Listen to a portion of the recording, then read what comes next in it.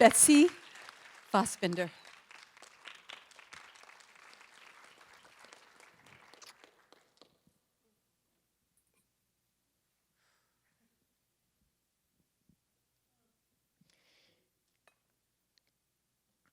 We used to argue about it, my little brother and I. John always said it was his. I claimed it was mine. Deep in my heart, I knew the truth. I only told myself that it was mine because, as the fourth of 5 children, so very few artifacts of my little girl life survived the baker's dozens of moves that we made around the country. It didn't seem fair that my younger brother had a little silver cup commemorating his babyhood, and I had none. It was such a substantial thing, made to last. It's a little thing. 2 shot glasses would fill it with water, or whiskey, or blood. Each time it was rediscovered among the boxes after a move, the slim-handled cup was grayer with tarnish and more dented from its haphazard care. While searching through my brother's things, first for the answers, for the overwhelming why of it all, a familiar part of me conducts a secondary search, hoping to find the silver cup just this one last time. We enter the messy living room after cutting the coroner's red tape off the door and the sticker that sealed it. While we've been told to stay out, I can't bear to wait another day. I must see.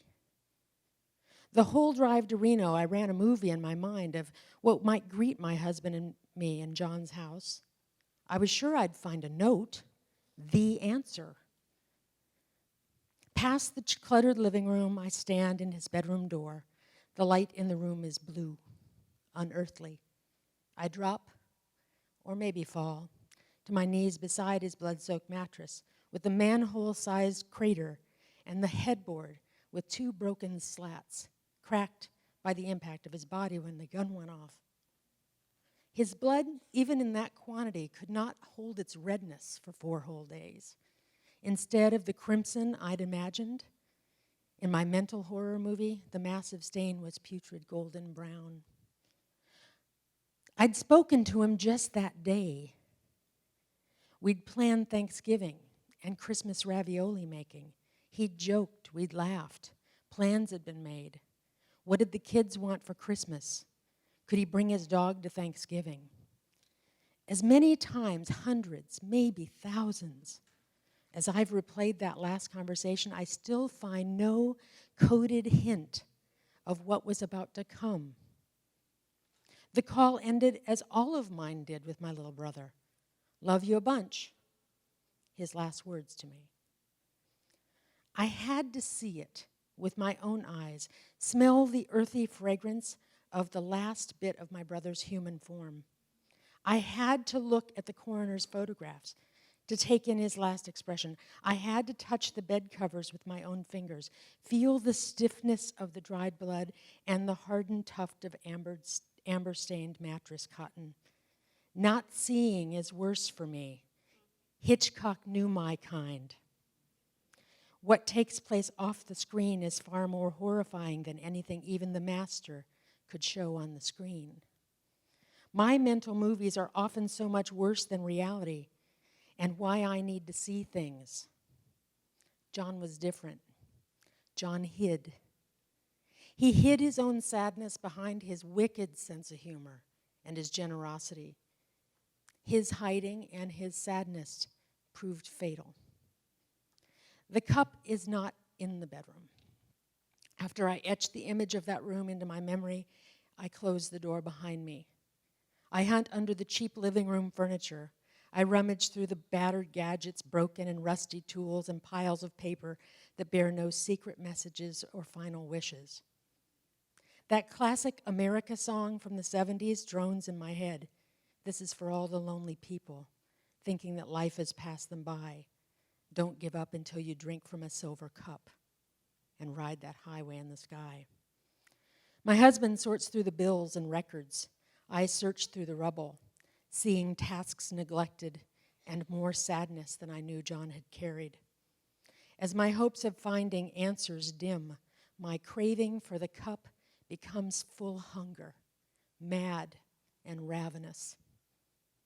We are trespassers according to the law, but the thought of that cup going to some probate auction sold off as so much miscellaneous junk seems a small heartbreak, but one too big for me to bear. The hours pass, still no answers, no notes, no unsent emails, no reasons, no hints of unrequited love that might have destroyed his heart, no crushing debt, no secret cancer diagnosis that would have doomed him to years of excruciating pain. None of these horrible, merciful, horrible explanations are among the rubble. My patient husband finally says, "I think I'm done here, darling. Are you ready to go?" My heart turns to lead. "Okay," I whisper. I give one more glance around the room through a blur of new tears, my eyes stinging. How can there be any tears left? Then I see it. The little cup. It sits on a shelf, surrounded by wadded envelopes and broken Rubik's Cube. It is blackened with tarnish, shrouded with the dents and scars.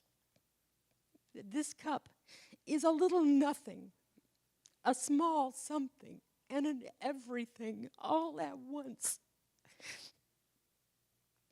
It is what I have left to remember my baby brother with me as baby girl. Hard evidence that he was. The cup that I once falsely claimed as mine is now mine. It's one of only two objects I would grab on the way out of my burning house once I knew my people and my dog were safe. The silver cup will not be among my brother's disregarded miscellany. I could not let it happen that way. I couldn't rescue him, but I could save one small part of us.